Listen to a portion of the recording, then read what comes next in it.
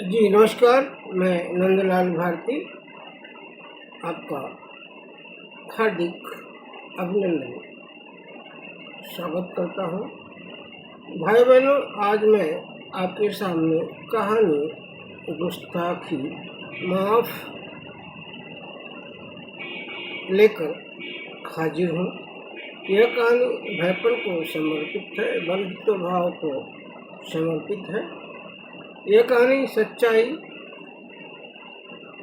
थोड़ा बहुत कल्पना, सुलगते जीवन के अनुभवों, श्रुतियों पर आधारित होते हुए सच्चाई के रंग में रची बुनी लगती है।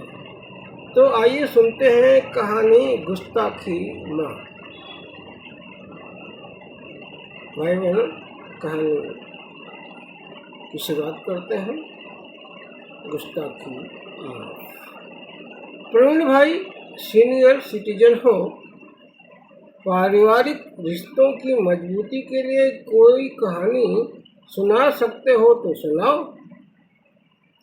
देखो, शहर में ही नहीं, गांव में संयुक्त परिवार की दीवारें दिन पर दिन टूटती जा रही हैं। रिश्तों में आ रही टूटन को रोकने के लिए कोई सटीक किस्सा सुनाओ। प्रदीप भाई बोले, देखो प्रवीण, तुम कौन से 21 साल के जवान हो। तुम 70 के हो, मैं 62 का। बस इतना सा फर्क है, और कुछ खास फर्क तो नहीं है। मैं 62 का हूँ, तुम 70 के हो। हम दोनों भारत के सीनियर सिटीजन हैं। प्रवीण भाई बोले। अरे प्रवीण भाई, तुम बुरा मान गए। प्रदीप भाई बोले, अरे नहीं भाई, पर मेरी कहानी सच्ची लगेगी। कोई खुद की कहानी नहीं माने, कहानी की तरह सुने, खुद में बदलाव लाए, औरों के जीवन में बदलाव लाने की कोशिश ईमानदारी से करे, कोई हुकारी नहीं भरेगा। प्रवीण भाई बोले।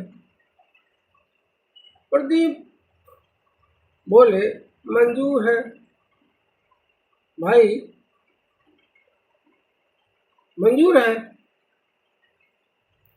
चौपाल पर उपस्थित सभी महिला पुरुषों ने एक स्वर में कहा, प्रवीण भाई मंजूर है।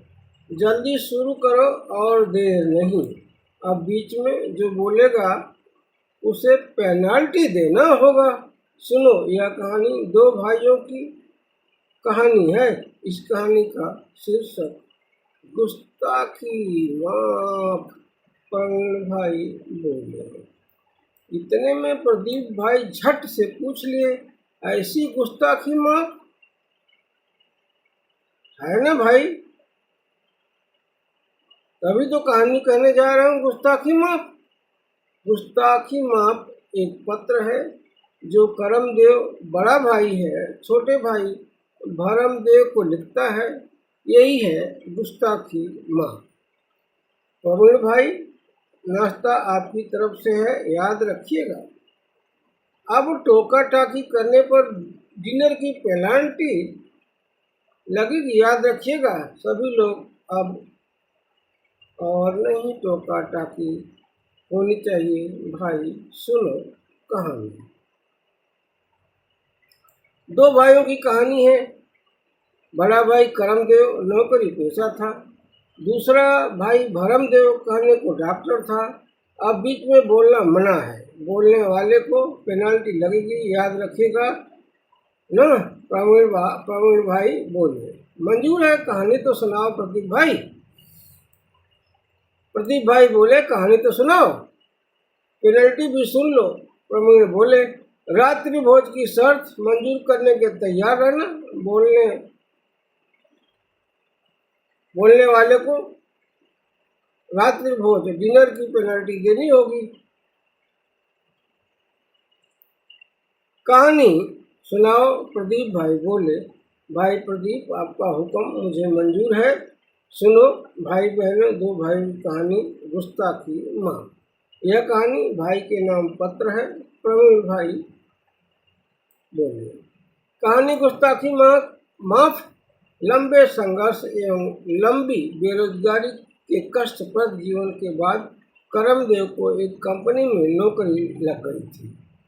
बड़े भाई करमदेव ने डॉक्टर नाम से जाने वाले छोटे भाई भरमदेव की अवहेलना के बाद लिखा है, करमदेव बड़ा भाई है परंतु छोटे भाई को संबोधित करता है, आदरणीय डॉक्टर साहब, बुलावे का हल्दी चावल आपको नहीं भेज पाया, माफ कीजिएगा। पर आप भाईपन के प्रति ईमानदार नहीं हैं। आप होली के दिन भी नहीं मिलने आए। डॉक्टर साहब, आप जानते हैं कि मैं रिटायरमेंट के बाद कई बार अस्पताल में भर्ती हो चुका हूँ। बचपन से लेकर आज तक पुत्रवत व्यवहार आपसे किया है। परिवार को गरीबी की दलदल से खींचकर संपन्नता के रास्ते पर लाया हूँ। डॉक्टर साहब, आप और आपके बच्चों को वही जीवन देने की कोशिश किया जो मैंने अपने बच्चों को दिया। डॉक्टर साहब, मैंने कोई गुनाह नहीं बल्कि उपकार ही किया है। डॉक्टर साहब, आप कैसे भाई हैं? पुत्रवत व्यवहार और जीवन की खुशियाँ देने वाले भाई की छाती पर आप सुलगते दर्द का बोझ रखकर अपने पुत्र और पुत्र बहू, जिन्हें आप भगवान कहते हैं, उस भगवान के घर से चुपचाप वापस चले गए। मैंने और मेरी पत्नी ने जिस 4 साल के बच्चे को पाला पोसा, पढ़ाया लिखाया, अफसर बनाया, उसके बाप के लिए हम शैतान हो गए। डॉक्टर साहब, मैं गलत था। मैंने आपको लक्ष्मण जैसा भाई माना, कृष्ण जैसा सारथी समझा था। आपसे उम्मीद लगा लिया था कि आप मेरे जनाजे में 2 कदम साथ तो चलेंगे ही, पर क्या आप तो विभीषण बन गए। डॉक्टर साहब, जिन लोगों ने आपको भ्रमित कर आपको भीषण बनाया है, कहीं वही लोग कभी आपको अंधे मोड़ पर न छोड़ दे। अगर छोड़ दे तो आवाज़ दे देना, मैं कंधे पर हाथ रख दूंगा यदि जिंदा रहा तो। वाह, कैसा भाई है करमदेव। अवसरवादी भरमदेव अपने भगवान के घर से वापस चला गया। करमदेव से मिलना भी उचित नहीं समझा। अपनी सत्ता कायम करने वाले पुत्र बहू के फरे में पड़कर उस भाई को त्याग दिया जो बड़ा भाई करमदेव छोटे भाई भरमदेव को फर्श से अर्श पर पहुंचाया। वही छोटा भाई भाईपन का कत्ल कर दिया। भयावह पीड़ा के बाद भी करमदेव हाथ बढ़ाने को तैयार है। प्रदीप बोले। प्रदीप भाई, करमदेव ने छोटे भाई के साथ पुत्रवत व्यवहार किया था। पुत्र कितना भी नालायक हो जाए पर माता पिता का मोह खत्म नहीं होता है। आगे की कहानी तो सुनो। भरमदेव अपने भाई के घर नहीं गया। जिस भाई ने सम्मान के साथ जीने लायक बनाया, भरमदेव अपने भगवान यानी अपने पुत्र बहू और पुत्र के घर से वापस चल गया। 15 दिन रहकर, पर होली के दिन भी भाई से मिलने नहीं गए। डॉक्टर साहब और उनकी पारिवारिक दैनिक परिस्थितियों में बदलाव लाने वाला करमदेव और उसकी पत्नी थी, पर अच्छे दिन आते ही नासमझ शिकारी जैसी चालाक पुत्र बहू के जाल में फंस कर भरमदेव अपने ही पैर में कुल्हाड़ी मार लिया और जमीन से उठाकर जिस भाई करमदेव ने आसमान पर बिठाया था उसे ही शैतान बना दिया। वाह रे नए नए अमीर बने अफसर बेटा के बाप। अफसर बनाने वाले तुम्हें छोटे लोग लगने लगे। उनसे मिलना तुम्हारी शान के खिलाफ था। घोंप दिए भाईपन की छाती में स्वार्थ का खंजर और बना दिए अजनबी प्रवीण बोले। बिना किसी मेहनत की तरक्की का साइड इफेक्ट हो गया था। कल जो शकुनी के रूप में बहू आई वह ससुर साहब के लिए भगवान बन गई। 40 साल से डॉक्टर साहब और उनके परिवार को पीठ पर लादे रहने के बाद तरक्की के रास्ते पर ले जाने वाला भाई करमदेव शैतान हो गया। छाती में खंजर उतारना कोई भरमदेव से सीखी। फोकट में तरक्की की हवाई जहाज पर सवार डॉक्टर साहब लगता है बोरा गए थे। बहू के रूप में शकुनी को सलाहकार बना लिए प्रदीप बोले। हाँ प्रदीप, भाई के पत्र के अनुसार भरमदेव पति पत्नी में बड़े भाई का त्याग तो कर दिया, पर बदनाम करने में भी पीछे नहीं रहे। प्रवीण बोले, अभी पत्र समाप्त नहीं हुआ है, पत्र तो सुनो। सच प्रवीण भाई पल की गीली होने लगी है। उस बड़े भाई करमदेव और भौजाई का क्या हाल हुआ होगा जिनके हृदय में खंजर उतारा होगा। क्या कोई भाई भाईपन के प्रति इतना क्रूर कैसे हो सकता है, जबकि बड़े भाई के उपकार का भार छोटे भाई का पूरा परिवार 7 जन्म भी नहीं उतार सकता। भरमदेव को बाघिन की शिकार करने की रणनीति नहीं समझ में आई। भाईपन के छाती में खंजर उतारकर भरमदेव बड़ी भूल कर गया। प्रदीप माथा चौंकते हुए बोले, आगे की कहानी तो सुनो प्रवीण भाई। बोले, डॉक्टर साहब माफ कीजिएगा, मेरी वजह से आपका बहुत अपमान समाज में गांव में हुआ होगा, क्योंकि आपको तरक्की की रथ पर चढ़ाने के लिए मैं फूल बना था। आपके न्यूरो ट्रीटमेंट के लिए हनुमान बना, शायद यह मेरी गलती थी। आप शहर में कुछ दूरी पर अपने पुत्र और पुत्र बहू, जिसे आप भगवान कहते हैं, उनके घर से 15-20 दिन रहकर चले गए। मुझ शैतान भाई से मिलना तो दूर, आपने फोन करना भी उचित नहीं समझा। मुझसे बहुत बड़ा अपराध हो गया डॉक्टर साहब। ये अपराध माफी के काबिल भी नहीं लगता है। मुझे बलौआ के साथ आपके लिए पालकी भेजना चाहिए था।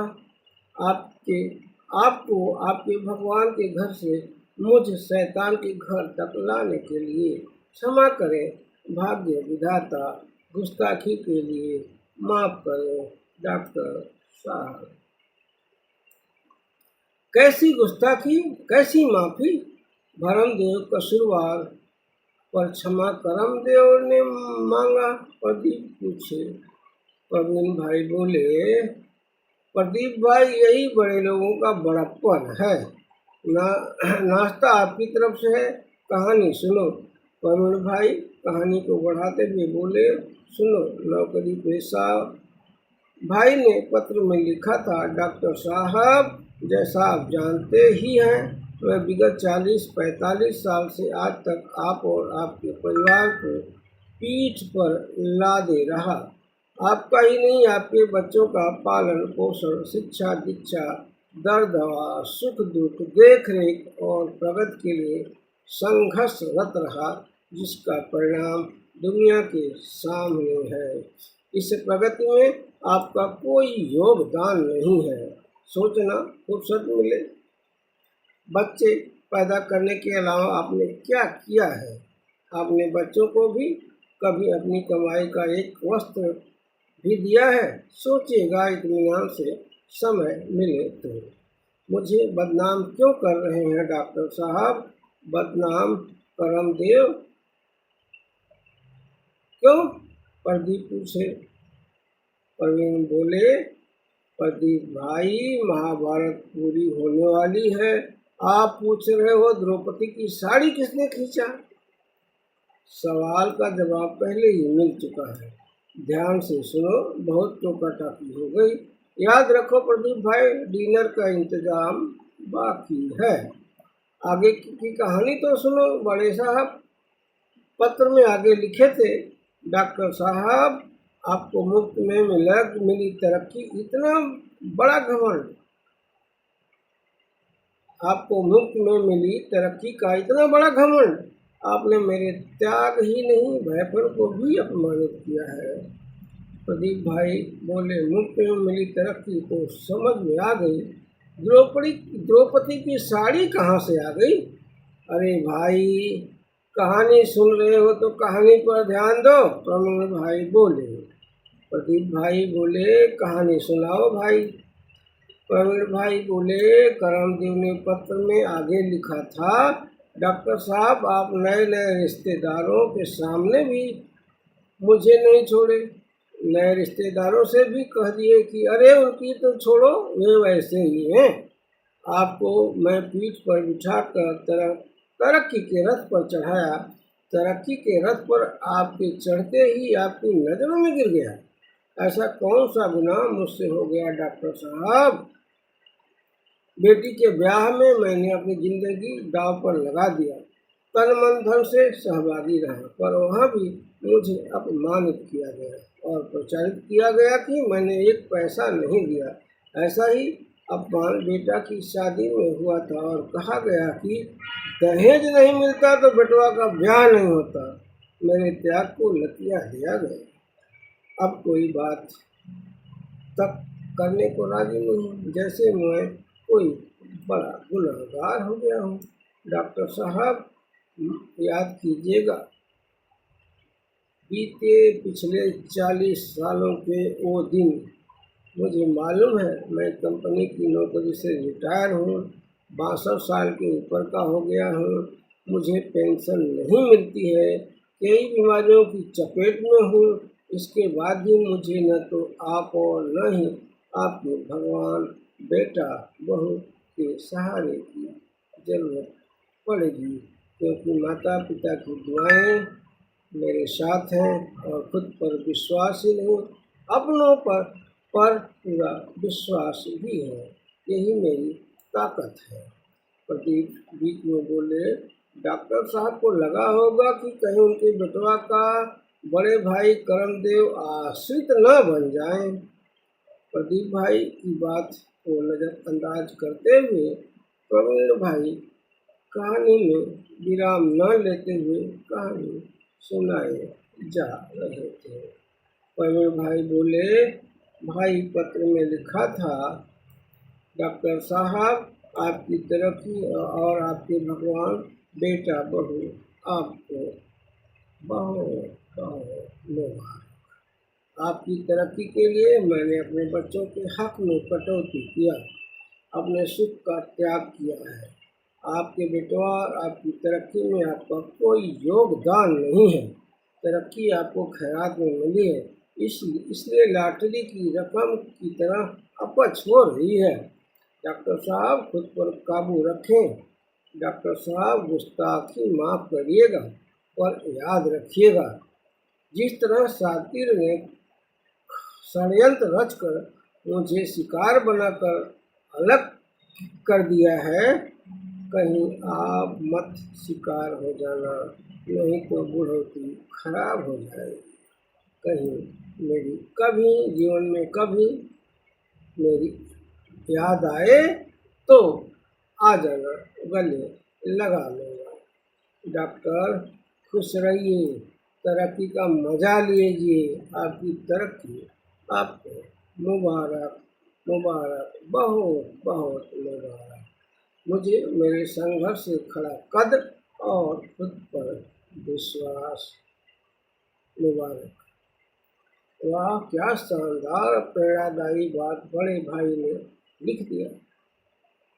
कोई भी आदमी इतनी सी बात जीवन में उतार ले तो ये तेरा मेरा की लड़ाई में रिश्ते अपमानित न होते।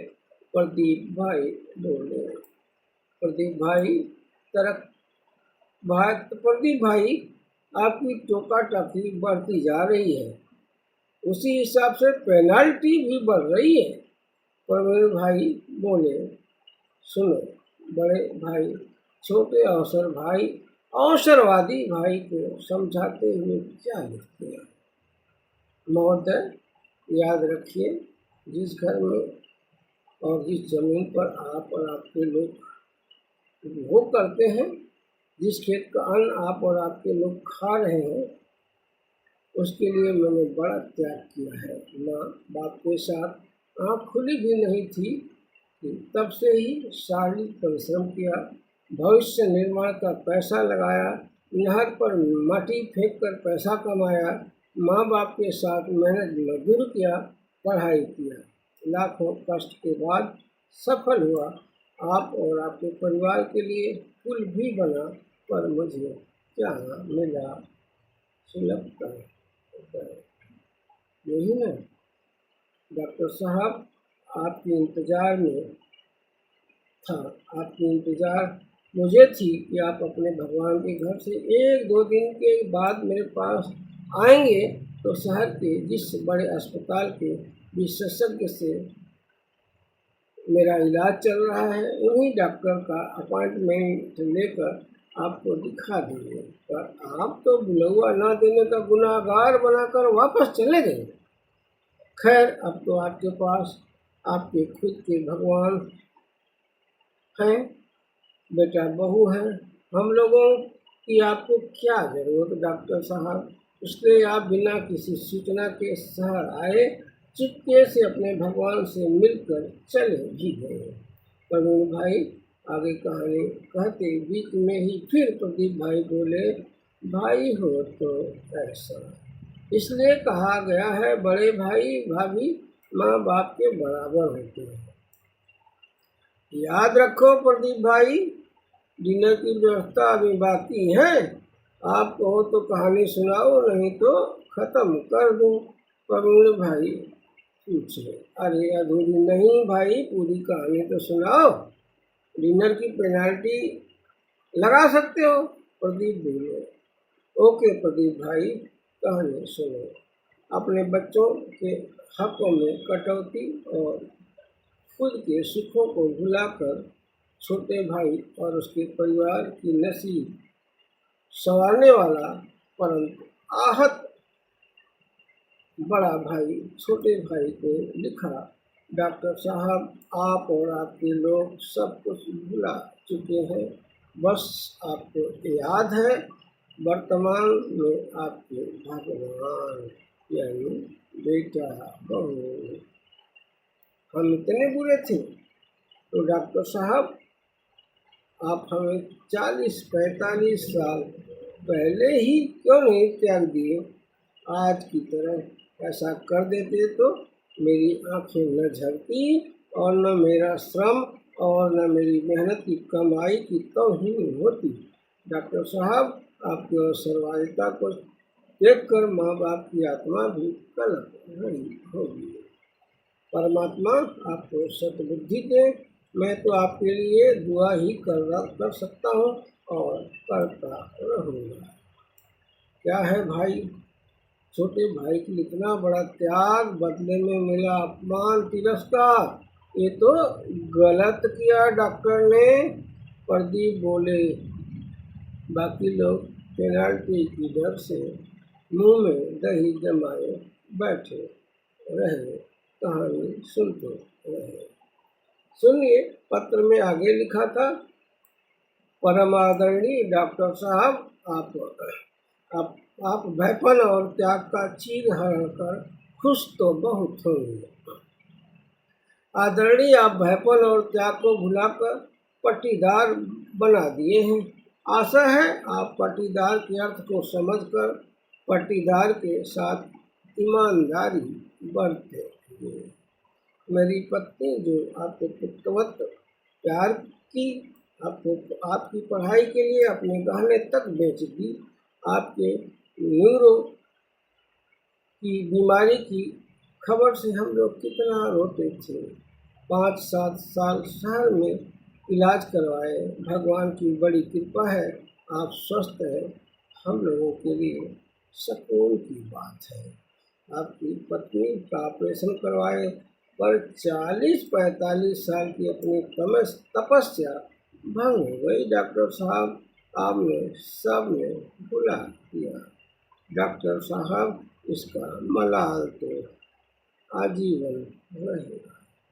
डॉक्टर साहब आपके भाईपन की छाती ठोक दिए। डॉक्टर साहब आपने भाईपन की छाती में खंजर भोंक दिए हैं, परंतु डॉक्टर साहब आपको मेरे जनाजे का बुलौआ मिले या ना मिले, मेरी चिता से उठे धुएं की खबर आपको लग ही जाएगी। अब आपके लिए मैं अजनबी हो गया हूँ। डॉक्टर ब्रह्मदेव साहब, मैंने कभी इस बात की फिक्र नहीं किया कि मैं किस परिवार से आया हूँ। मुझे बस इस बात की फिक्र सताती रही कि मैं कैसा परिवार छोड़ कर जाऊँगा। वाह रे करमदेव, क्या बात कह दिया। भाई को लिखे गुस्ताखी माफ नाम के पत्र में कैसा परिवार छोड़ जाऊंगा और अपने मकसद में कामयाब भी हुआ, पर भाई ने सुलगता हुआ घाव दे दिया। प्रदीप भाई बोले। प्रदीप भाई, पत्र के आखिर में करमदेव क्या लिखा था, आगे तो सुनो। प्रवीण भाई बोले। गुस्ताखी माफ सुनाओ भाई, प्रदीप बोले। करमदेव लिखा, डॉक्टर साहब नौकरी के पहले दिन से दर्द सहा, भेदभाव नफरत सहा, शहर में भूख का दर्द सहा, पर परिवार को आँच नहीं आने दिया। पर डॉक्टर साहब आपने लाखों टन के दर्द का भार मेरी छाती पर रख दिया है। डॉक्टर साहब, मैं चैन से कैसे जी पाऊंगा। वह बहते हुए आंसू के साथ पत्र के आखिर में लिखा, ब्रह्मदेव डॉक्टर साहब गुस्ताखी माफ कीजिएगा। प्रवीण भाई बोले। देवियों एवं सज्जनों, पत्र समाप्त हुआ, कहानी समाप्त हुई। आओ सब अपने अपने घर चले। कहानी से बहुत कुछ सीखने समझने को मिला होगा। भाईपन के लिए जिएंगे मरेंगे वादा रहा। कहानी गुस्ताखी माँ के माध्यम से यह पत्र रिश्तों को जोड़ने की दृष्टि से बहुत उपयोगी है। कहानी गुस्ताखी माफ भाइयों के रिश्ते को मजबूती देगी। बहुत बढ़िया कहानी सुनाए प्रवीण भाई। भाई हो तो बड़े भाई करम देव जैसा। प्रवीण भाई, नाश्ता और डिनर कब? प्रदीप भाई पूछे। गुस्ताखी माफ, प्रवीण भाई बोले।